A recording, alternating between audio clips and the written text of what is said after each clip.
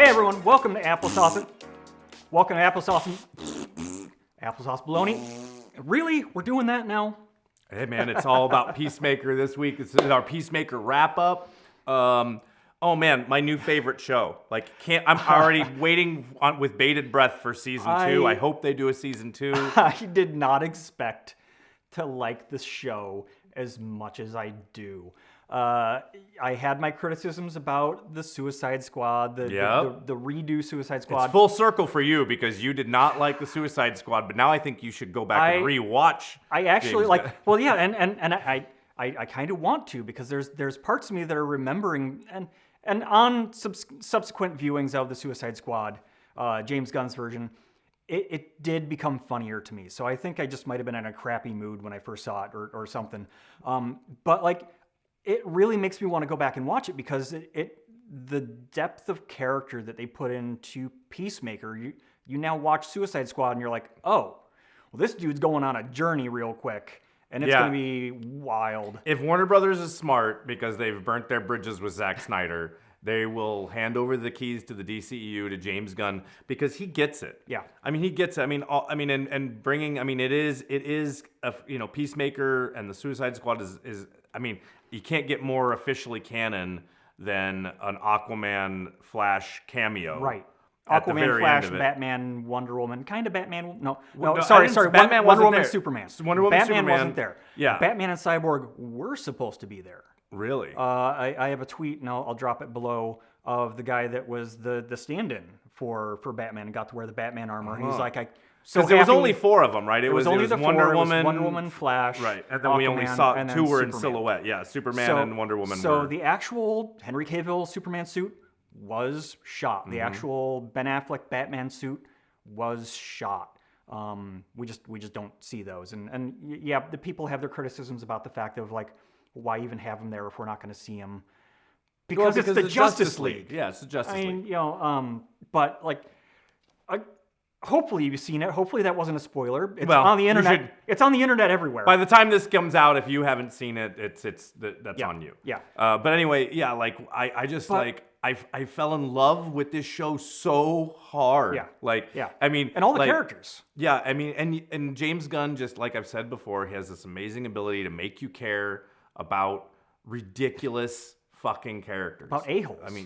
Total a-holes. The arc with Peacemaker and his dad, so great. With him and Harcourt, so great. Yeah. Even the guy's dye beard. Yeah.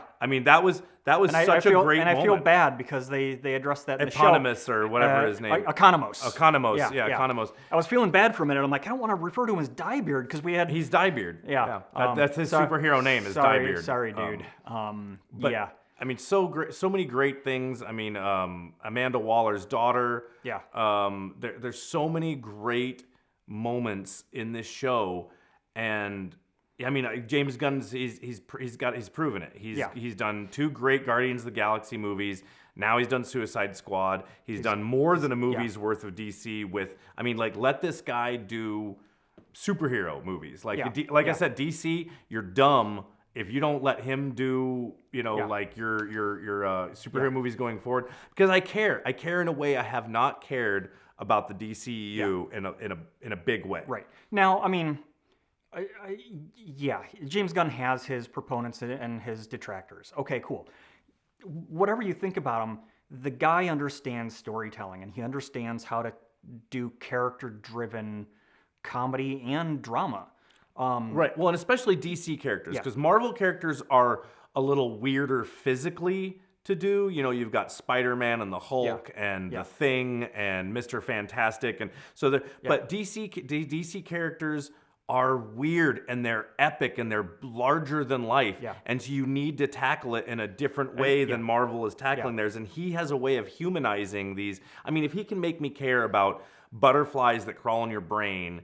End shot, the end shot of him feeding some of that honey to Goff. Yeah. It's because I noticed he shoots Goff in the chest, not in the head, and then saves him. So it's and there's enough honey probably to save one of these bugs, Right.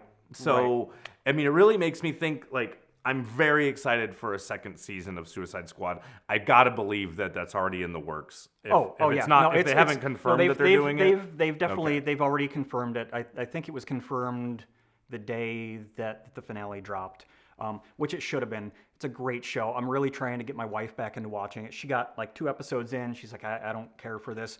But it's definitely, I admit, the show show grew on me, and it had to be annoying at first because Peacemaker is a crap individual at first, and the story is his growth, and now we end up with a character who's legitimately he's a hero now. A hero. I mean he's a real like I mean his arc is full circle. Like he's gotten the monkey off of his back with the way he was raised. Well, has he? Well, okay, you're right. Well, his dad is still there in his head, and so it's going to be, but that's his, just like Batman has his thing, that's his tragic origin story. And that, they call it out all meta in this thing. Well, why don't you have a tragic, horror, backstory? Why don't you have Where's your cadre of villains? Your coterie of villains? But now he has all that. He has, and he's like best friends with, kind of like Batman and the Joker, he's best friends with Goff the Butterfly. Right. In the same way he's got a relationship with that. Which is, again, much to things in DC, is a villain but not a villain. Right. Because, like, yes, they're going about things in a very Thanos Marvel way, but it's like, okay, well, you're trying to save humanity by destroying humanity, but you're not destroying... It's a very vague... Yeah. It's the same as the whole Starro thing. Real gray, gray area. But I think James Gunn is just great because he... unlike some of the other properties that have been put forth, they don't feel like they have a start to finish scope. Right. And this series very definitely had this is your starting point, this is the meat, and then here's the ending. I mean, it's either the first or the second episode, probably the second episode, where he gets brought in and he gets told about the butterflies, and he's like, so I'm gonna have to fight a Mothra. Am I gonna have to fight a Mothra? And second to last episode, we get a Mothra. They told us exactly what we were gonna see in the very first or second episode. Told us we were gonna see a Mothra, that we know our baby toothed little Mothra, creature at the end. I mean, and Goff's speech at the very end, where she's trying to convince him, and you don't know what he's going to do. Is trying to convince him to. I mean, legitimately, the finale could have gone either way for me. Her argument about this is the best thing for humanity. You're destroying your world. I mean, it just so on the nose. It shook me a little bit. But I mean, that's what superhero stories are supposed to be. Yeah. They're supposed to be. They're mirror reflections of what society is dealing with. What's going on right now. That's what they're there to. They're there to reflect back humanity and that's why I'm saying give Gunn the keys to the DCEU, because I want to see a James Gunn Superman story. I want to see James Gunn deal with. I mean, basically anybody but Batman, because Batman's almost too pedestrian for James Gunn to deal with. But give him the galactic people. Give him Green Lantern. Can you imagine if you brought back Ryan Reynolds? Which why not? I mean, he's great. I mean, it's not his fault that Green Lantern sucked. But if you brought back that Ryan Reynolds humor and he was your Chris Pratt Star-Lord character, and you threw that into the wild, wacky Green Lantern, the Green Lantern universe or the DC universe at large. I mean, hell, even the stuff with Darkseid and that whole crew of people. I mean, he gets how to take these intergalactic, larger than life, larger than Earth things and boil it down to guys driving around in vans trying to save the world. Well, and he made a comic book movie. Mm-hmm. The old Supermans and the old Batmans, love them or hate them, whatever you will. They're not comic books. They're taking comic books and making something real. They're putting in the real world. And Peacemaker still existed in the real world, but it was this very comic You know, there is no black and white. It's a real world. It's a real world that exists, obviously, after the Justice League forms. So after the Justice League movie. So the Earth has already experienced the boxes. Yeah. The boom, mother boxes. The boom boxes. Whatever happens according to the DCEU at the end of Justice League, whether whether it's the Joss Whedon verse or the Snyder verse. Both of them ended and kind of in the Shazam thing where Superman's obviously around and it's over Superman's origin portion where he can show up at a school lunch. Yeah, this feels Billy Batson. much more in the universe of Shazam than it does the Justice League. Yes, the Justice League shows up, and I think that's fun, and I can't wait to see what DC does. So I gotta ask you. Forward, I gotta ask you: Is Flash fucking with Aquaman, or is Aquaman fucking Fish? Because it's a very straightforward reading from Ezra Miller. It's not a rumor. Or is he just messing with him because they're bros now? They're buddies. You know, growing up during the age where the biggest joke about Aquaman was, "Hey, go talk to some fish." This is the next evolution of that, I guess. But yeah, Ezra Miller gave a very strange reading of that line that didn't feel like he was joking. It felt like no, dude, you have fish. Well, and then Diebeard mentioning that, like, oh no, that's true about Green Arrow. Yeah. And that whole reference that he's a pony boy at like raves or something. Okay, so like what is going on? I mean, I have to stop because I have to talk about that because when you came over today. You mentioned about, has Stephen Amell commented? Yeah, Green Arrow from the CW, who's basically the start of the Arrowverse. So he did his little response on Twitter, and whether he's joking around with John Cena or not, basically said, "Yeah, I didn't watch Peacemaker. I don't care. I'm busy being a wrestler now, and John Cena's being an actor. Whatever. Whether he has a very odd sense of dry humor. So take that as you will. On the flip side of that, apparently there are photos from comic book conventions of him standing next to fan art of Oliver Queen and My Little Ponies. So it is a direct jab at Stephen Amell. Yes. So wherever that actual rivalry comes in, I don't know, but that blew my mind. But okay, so now if that's true, then on a very meta level, is that not like, because my wet dream would be, my wet pony boy dream would be Stephen Amell or Grant Gustin or both being brought into the DCEU in much the same way. I mean, they're like I've said this before, there's definitely ways that the DCEU should copy Marvel. And Marvel bringing in Charlie Cox and Vincent D'Onofrio and hopefully Kristen Ritter as Jessica Jones back into the Marvel MCU. Like, please, I mean, like, Ezra Miller's okay, but I would be fine with Grant Gustin being the Flash. I still argue that they are. I think they are. When you watch the Crisis on Infinite Earths, which was in the Arrowverse, it was on the CW shows. Ezra Miller shows up as the Flash. Yeah, when Barry's going through Speed Force time, and knowing that we're gonna get Michael Keaton, Bruce Wayne in the Flash movie, just solidifies the fact that CW version of the Flash and the Green Arrow do exist in some Earth or another. So it's a very real possibility. Granted, will we ever see a movie of that? Probably not. I think it'd be great as just a reverse cameo to throw Grant Gustin just in the background somewhere of Flash going through the Speed Force. Or what if season 2 Peacemaker? What if they team up with Green Arrow? Stephen Amell would be amazing. Oh my God! Hope you're listening. Make that happen. Yeah. Make that happen. Because Stephen Amell has the chops to play off of John Cena and those guys. He does. And again, because they're the most recent movies that I've seen with him in it, he's the Green Arrow. Yeah. And I so badly want to see a Green Arrow judo master fight. Judo master, man. You cannot kill this guy. Like he pushed the bull. He put a kidney in place of a heart or whatever using his judo powers, his Cheeto judo powers. Yeah. I mean, like, yeah. There's more to be seen of Peacemaker for sure. I'm an instant fan.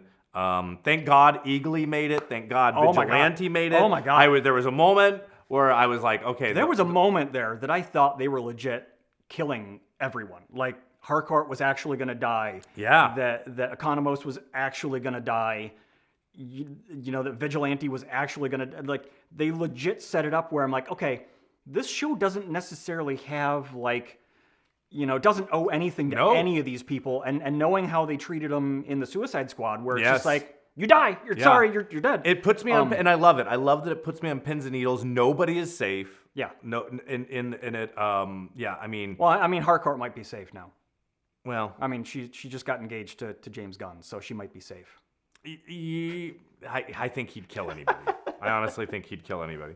But yeah, I mean, what a great show, and out of nowhere. I mean, you know, there's all this stuff that you and I have been tracking, and the nerd sphere at large has been tracking. You know, we've got Multiverse of Madness, we've got Batman coming, we've got, you know, phase whatever 5, 6 of MCU's coming. All this stuff we were tracking, and Peacemaker just kind of came out of nowhere. Yeah. And it's stolen my heart. It really has. Like, it's such a fun show. Again, I go back to when I watched the Suicide Squad, and it was like the week after Suicide Squad was released. They're like, hey, by the way, we're doing this show with John Cena. It's going to be the Peacemaker. And I'm like, how the I thought it was going to be a prequel. Show? I thought it was going to be. Yeah. I'm like, oh, and why am I going to care about it? Because then I know he dies. Because you didn't watch the post-credits scene. Oh, of the Suicide Squad movie? Yeah. Oh, yeah. No, I didn't. Yeah. The post-credit scene is John Cena in a hospital, and Amanda Waller comes in. Oh, yeah. I think. But yeah. So I mean, it set it up. But still, at the same token, he was the biggest a-hole, and like I'm like, how are you going to make a show about a guy that I'm not going to give a shit about? He did steal the movie. I mean, and we're talking, I enjoyed Bloodsport a lot. But he did kind of steal, like, for me, he really stole the show. Like, I mean, in every scene that John Cena was in as Peacemaker, he, like, kind of steals the show, even though it's not really about him. For me, it was easy for him to do that because I do not care for, what's his name as an actor, and I just blanked his name. Really? Yeah. I love him. Yeah. I think he's good. He's okay as Heimdall. But just because he's a bit part, I didn't like him in The Gunslinger or The Dark Tower or whatever they called it. Yeah, that's not his fault, though. Like, The Dark Tower should have been a series, not a movie. I mean, like, he was okay in Hobbs and Shaw, but he was that kind of overinflated villain, super, he's not my bag of tea. Why am I blanking on that guy's name, too? Yeah. Because I actually am a fan. Yeah, I should feel really bad about it because... Oh, well, put it on the lower thirds. Yeah.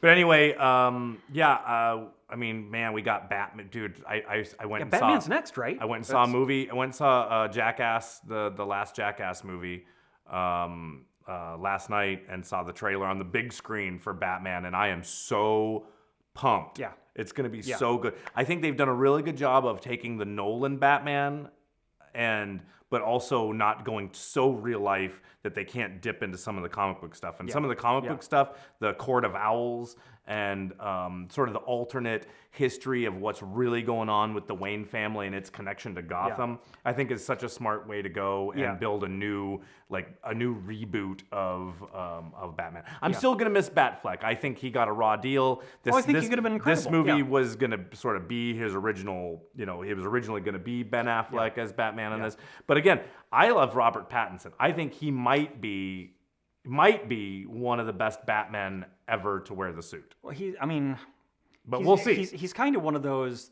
like unspoken acting geniuses that unless you're watching the right movies, you don't realize quite how good he is. Like otherwise, you just look at it and like, oh, that's the vampire that sparkles, or that's the guy that not dies his fault. in Harry Potter. Robert Pattinson didn't write the Twilight movies. Right, he just got paid a bunch of money to be in them, and now he can do whatever he wants. Yeah. Matter of fact, go watch the Twilight movies with the commentary on from Robert Pattinson. He's very honest. It's the funniest thing to listen to. But that's way off base. Can't wait for Batman. I think that's the next big thing that's coming out because we've got Doctor Strange in May. We got a couple other things that are falling. Obi-Wan. I mean, yeah, end of May. I'm scouring the internet on a daily basis looking for any little hints on Obi-Wan, and they've gone all silent. Yeah, they've gone all quiet on the Tatooine front with that. But that's great because they don't need to oversell it. They don't need to overhype it. I already think they overhyped it too much. It should have been it should have been an Andrew Garfield, Tobey Maguire situation where we knew that Hayden Christensen was going to show up, but we didn't know. But anyway, I think there's a lot coming down the pipe. Multiverse of Madness, I think, is right around the corner. I mean, I got to sneak it in here. Did you see the one little frame somebody grabbed that looks like Kang? I knew you were going to bring that up. Can't wait to talk about it. That's coming up. Applesauce and Baloney. We'll see you then.